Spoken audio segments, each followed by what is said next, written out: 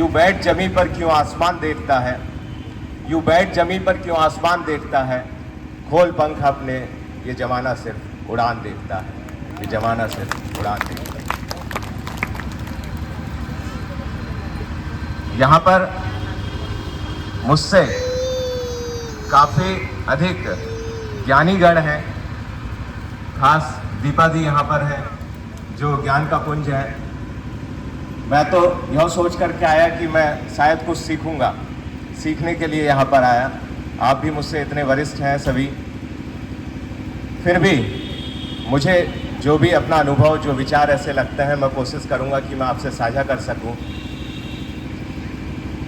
जब यहाँ पर हम आए और शुरुआत में दो शब्द, जब भी मैं दीदी लोगों से और यहाँ पर हेमंत भाई हैं उनसे मिलता तो एक दो शब्द सुनता, ओम शांति। और जो इस प्रजापति ब्रह्म कुमारी ईश्वरीय विश्वविद्यालय का ध्येय भी है कि शांतिपूर्ण विश्व की पुनर्स्थापना करना। मुझे अपनी जिंदगी में जितना जिया उसमें जो ये शांति शब्द है, ये ऐसा लगा कि जीवन का अंतिम ध्येय शायद यह शांति ही है। और शांति तो एक अंतिम ध्येय के रूप में है, लेकिन जब हम मन की बात करते हैं तो मन के भीतर बहुत सारे भाव होते हैं, भाव विभिन्न प्रकार के। उनमें नकारात्मक भी होंगे, सकारात्मक भी होंगे। नकारात्मक की बात करते हैं पहले। ईर्ष्या, जलन, कुड़न, क्रोध, चिंता, तनाव, अवसाद। सकारात्मकता की तरफ जब आते हैं तो हम बात करते हैं दयालुता, करुणता, ऊर्जा, उत्साह, सहयोग, स्नेह, बंधुता। ये सब भाव के रूप हैं। जब इनमें एक संतुलन हम कर पाते हैं, यानी कि जो नकारात्मकता वाला पोर्शन है उसको हम रोक पाते हैं और जो सकारात्मकता वाला है उसको हम जी पाते हैं, तब जाकर के कहीं उस शांति की ओर हम पहुंच पाते हैं। जो मैं अपने साथ करता हूं वो मैं शेयर करना चाहूँगा। आप पहले ही मैंने कहा कि मुझसे काफ़ी वरिष्ठ हैं और ज्ञानी जन हैं, कुछ बच्चे भी हैं। शायद मेरे अनुभव से जो लोग इत्तेफाक रखते हो वो उसे सुन सकते हैं। ये सारी भावनाएं क्योंकि जब हम जन्म लेते हैं तो सभी के अंदर होती हैं, तो मेरे अंदर भी रही। और जब उन भावनाओं को फील करके मैं समझने लगा कि भाई ये तो नकारात्मक थी और ये सकारात्मक थी, क्या ये मुझे दोनों ही जीनी थी, क्या ऐसे ही मैं चलूँगा? तो जब जब मैंने महसूस किया कि मेरे अंदर अगर कोई नकारात्मक भाव आया, जैसा होता है कि भाई पड़ोस के घर में कोई खुशी है तो मुझे कुड़न हो गई, मेरे घर में दुख है उसकी चिंता हो गई। लेकिन हम उससे भी एक कदम आगे हैं कि हमें पड़ोस के खुशी की ज्यादा परेशानी है, उससे हम ज्यादा कुड़ रहे हैं। फिर बाद में आके हम सोचते हैं कि मेरे घर में कौन सा दुख है, फिर उसकी चिंता भी कर लेंगे। जैसा भी यहाँ पर नाट्य मंचन भी चल रहा था जिसमें नकारात्मक चीज़ों को दिखाया गया था, और हम हमेशा ये देखते हैं कि जब नकारात्मक चीज़ें आती हैं तो उसे ग्रहण करने की ओर हम बहुत जल्दी बढ़ जाते हैं, लेकिन जो सकारात्मक है उसकी तरफ नहीं बढ़ रहे होते हैं। तो वो नकारात्मक चीज़ें, कुड़न, चिड़न, क्रोध अंदर रहा। कई सारी ऐसी बातों को जिसमें आपको लगा कि आप उस विचार से सहमत नहीं है तो आपके अंदर क्रोध आया। तो जब जब वो महसूस किया तो ऐसा लगा कि मैंने अपना बहुत नुकसान किया। ऐसा लगा कि जैसे अपना बहुत नुकसान किया, मेरे अंदर जो भी ऊर्जा थी उसका ह्रास हो रहा है, फिजिकली, मेंटली और बॉडी के अंदर जो केमिकली है वो सब भी नुकसान हो रहा है, और जो मेरे लिए अंदर आने वाले समय को मेरे नष्ट करता जाएगा हर प्रकार से। तो मुझे उससे निकलना था। जब मैं यह समझा कि वह मेरे अंदर नुकसान कर रहा है, तो मुझे क्या करना चाहिए? मुझे उन सकारात्मकता की ओर जाना चाहिए। कैसे जाऊंगा भाई? क्या इतना आसान है? इतना आसान होता तो पूरी दुनिया नहीं कर लेती। फिर क्यों आवश्यकता होती ब्रह्मा बाबा जी को इस संस्था को स्थापित करने की? अगर यह चीज इतनी आसान होती तो क्यों दीपा दीदी, क्यों नीमा दीदी, क्यों सारी दीदी इतना प्रयास कर रही होती?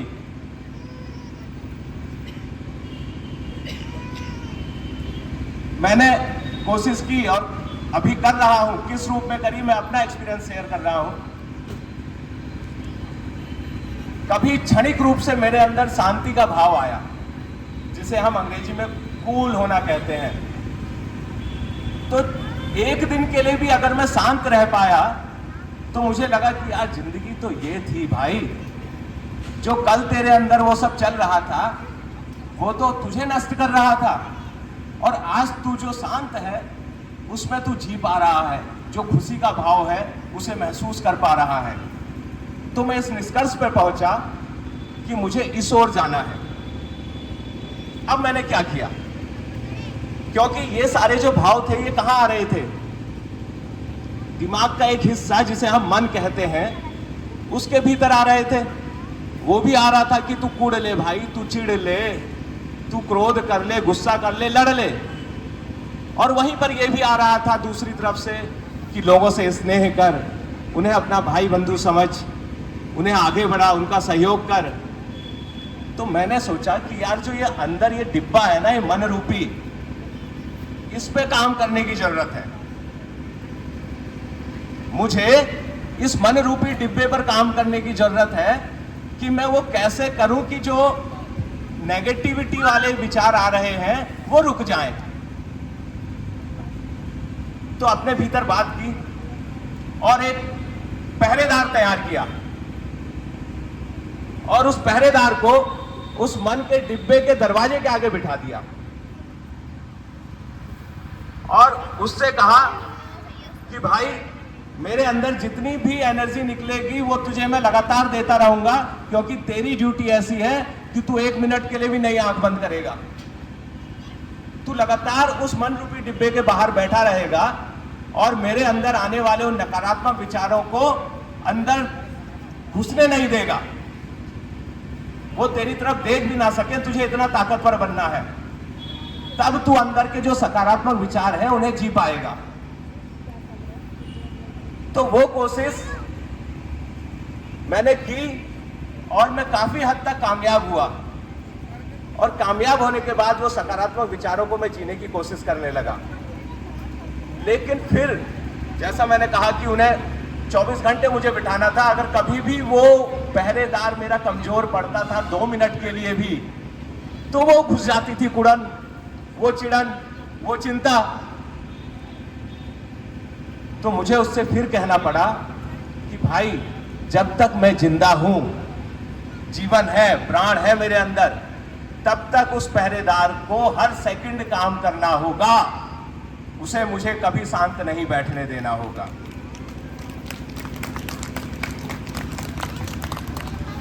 दूसरी चीज मैं आप लोगों से शेयर करना चाहूंगा, क्योंकि वरिष्ठ जन बहुत सारे हैं।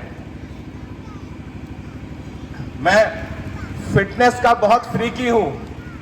फिटनेस हम सभी समझते हैं। यहाँ पे डॉक्टर साहब भी पंचकर्म से बैठे हैं, वो हेल्थ सेक्टर को बिलोंग करते हैं।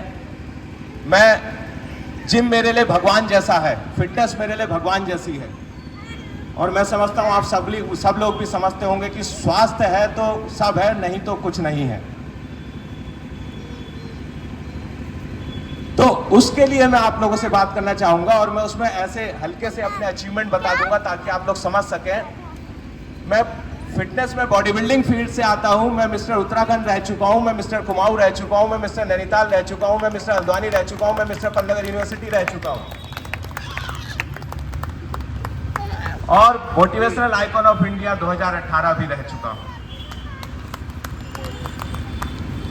ये मेरी चौथी गवर्नमेंट जॉब है, जैसा कि नीमा दीदी ने मेरा यहाँ पर परिचय दिया।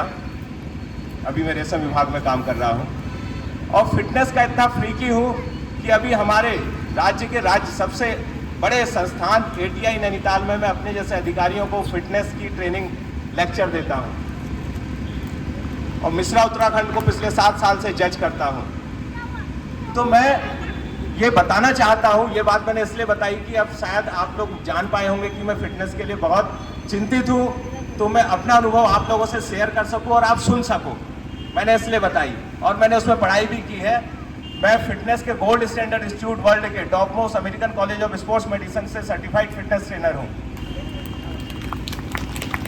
और अभी भी मैं कोर्सेज कर रहा हूँ, उसमें अपने लिए कर रहा हूँ, लेकिन मुझसे जितने लोग मिलते हैं मैं कोशिश करता हूँ मैं उन तक भी वो चीज़ पहुँचा सकूँ, उनका भी लाभ हो सके।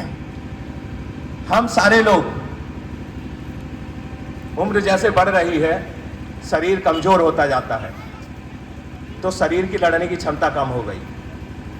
अब कई बार मैं लोगों को ऐसा सुनता हूं कि कोई बीमारी लग गई, खतरनाक बीमारी, ये छोटी मोटी बीमारी की बात नहीं कर रहा हूं जो साल में 2-3 बार लग जाती है, सीजनल, कोई खतरनाक बीमारी लग गई, तो हम ये कहते हैं अचानक से मेरे साथ जाने क्या हो गया, कल तक तो मैं ठीक था, कल तक तो मैं ठीक थी, अचानक से मेरे साथ ऐसा हो गया। और वो भाई बिस्तर में पड़ा होगा या हॉस्पिटल में होगा या ICU में होगा, ऐसी स्थिति में होगा जिसमें पूरा परिवार चिंतित होगा। अब हम पीछे फ्लैशबैक में जाएंगे, जब से हम पैदा हुए और जो हमारा पालन पोषण हुआ और जिस प्रकार से हम आगे बढ़ते गए, तो जो हमारी जीवन शैली थी, मोर देन 80% बीमारियों के लिए आप खुद जिम्मेदार हैं डॉक्टर साहब, मोर देन 80% बीमारियों के लिए आप खुद जिम्मेदार हैं। आपकी थाली, आपका शरीर का कोई हरकत ना करना, किसी फिजिकल एक्टिविटी का शामिल ना होना, और पर्याप्त नींद ना लेना। पर्याप्त नींद वाला हिस्सा मैं अभी दीदी की ओर छोड़ दूंगा, क्योंकि जब शांत मन होगा तब आप पर्याप्त नींद ले पा रहे होंगे। तो जो फिजिकल एक्टिविटी, मैं नहीं कहता कि आप कहीं कोई गेम करो जाकर के, आपको जो मन करता है, क्योंकि पुराना लाइफस्टाइल ऐसा था जिसमें मजबूरन था कि हमें कुछ ना कुछ करना था, खेती बाड़ी, पशुपालन इत्यादि। लेकिन आज हम कुछ नहीं कर रहे हैं और खाने की स्थिति हमारी ऐसी है। एक सीधा सा मैं कहूंगा, कुछ लोगों को हो सकता है यहाँ पे ऐसा लगे, वो लोग अपने आप को देखें, जिसका भी पेट छाती से बाहर निकला है वो जरूरत से ज्यादा खा रहा है। अब सारे लोग झांक लें अपने अंदर, देख लें अपने आप को। दोहराऊंगा, जिसका भी शरीर छाती से बाहर निकला हुआ है वो अपनी जरूरत से ज्यादा खा रहा है।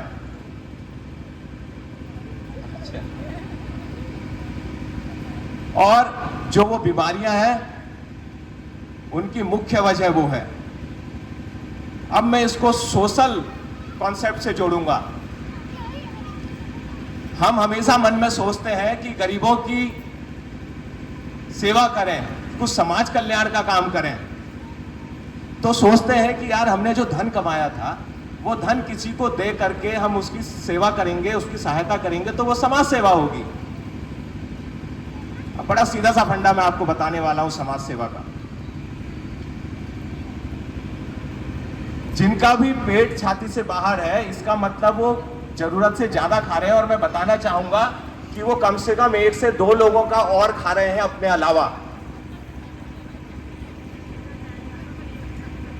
यदि आप 1 से 2 लोगों का और ज्यादा नहीं खाएंगे तो क्या होगा? पोज है, जब मनुष्य विकसित हुआ था उसे उकड़ू कहते हैं। उकड़ू जानते हैं आप सब? उकड़ू पोजीशन जानते हैं ना? कितने लोग उकड़ू बैठ भी पाते हैं? आप उकड़ू बैठते हैं, खाते हैं उकड़ू बैठ के? देखिए बहुत कम लोग बैठ पा रहे हैं, लेकिन उकड़ू बैठ के अगर आप खाएंगे तो आपकी आधी से ज्यादा समस्याएं दूर हो जाएंगी। उकड़ू बैठ के खाने से ही दूर हो जाएंगी,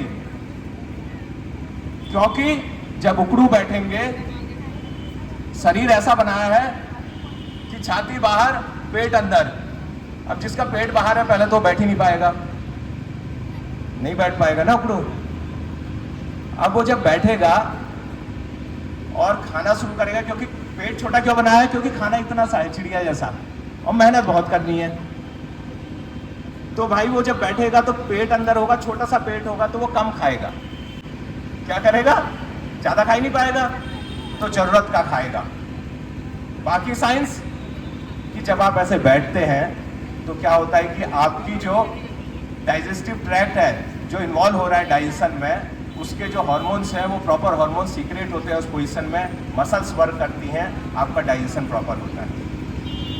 तो आप जरूरत का खा रहे होते हो, आप बहुत सारी बीमारियों से दूर हो रहे होते हो। इतने बड़े दिख रहे हैं, मेरी माता भी उस उम्र की हैं, तो मैं भी उनके लिए भी यही चाहता हूं कि वो बीमारियों से दूर रहें। जिन्होंने पहले नहीं किया अभी तो कर नहीं पा रहे होंगे, अब कई लोग तो कर ही नहीं पाएंगे, किसी को घुटने की प्रॉब्लम हो गई होगी, किसी को कुछ हो गई होगी। समय से हमने किया होता तो आज हम ये नहीं कहते कि अचानक से क्या हो गया। अचानक से कुछ नहीं होता। जो सालों भर हमने पाप किया था ना, उसका भोग रहे हैं। मुझे तो चाट पसंद थी, मुझे नमकीन ज्यादा पसंद था, मुझे तेल वाला ज्यादा पसंद था, है? और आज तो उसमें मोमो भी जुड़ गया है, चाउमीन भी जुड़ गई है। तो भाई उस समय कंट्रोल कर लेते ना। मैं 6 दिन मुंह में ताला लगा के रखता हूं। संडे के दिन मैं थोड़ा सा मनपसंद का 1-2 बार खाता हूं, और बाकी 6 दिन मुंह में ताला। जितना बैलेंस है, स्वस्थ खाना है, केवल उतना ही खाता हूं। तो ऐसा सब कर सकते हैं। मैं नहीं कहता मोमो बंद कर दीजिए, चाउमीन बंद कर दीजिए, तो मैं 1 दिन, बाकी दिन आप वैसे रहिए। तो मैंने 2 बातें आप लोगों से की, और 2 बातों के लिए मैं आप लोगों से चाहूंगा, जो मेरा अनुभव रहा, कि हम लोग अगर ऐसा सोचेंगे और आज इस जगह से ऐसा अपने से वादा करके जाएंगे। एक, दिमाग पर पहरेदार लगाना है, जो नकारात्मक चीजें अंदर ना घुसने दे। दूसरा, मुंह पे ताला लगाना है। ये 2 काम सिर्फ हमने करने हैं। सभी लोगों से अंत में इन पंक्तियों के साथ मैं अपने वक्तव्य का समापन करना चाहूंगा। कुछ बच्चे भी हैं, उन्हें इस ऊर्जा भी देना चाहूंगा जो मेरे भाव इन पंक्तियों में है। मैं चाहूंगा कि आप लोग महसूस करें अंदर, और आने वाले समय को अपनी उस ऊर्जा से भर दें। सीढ़ियां उन्हें मुबारक हो, सीढ़ियां उन्हें मुबारक हो जिन्हें छत तक जाना है। सीढ़ियां उन्हें मुबारक हो जिन्हें छत तक जाना है। मेरी मंजिल तो आसमां है, रास्ता मुझे खुद बनाना है, रास्ता मुझे खुद बनाना है। जय सकारात्मकता, जय मानवता, जय भारत माता। ओम शांति।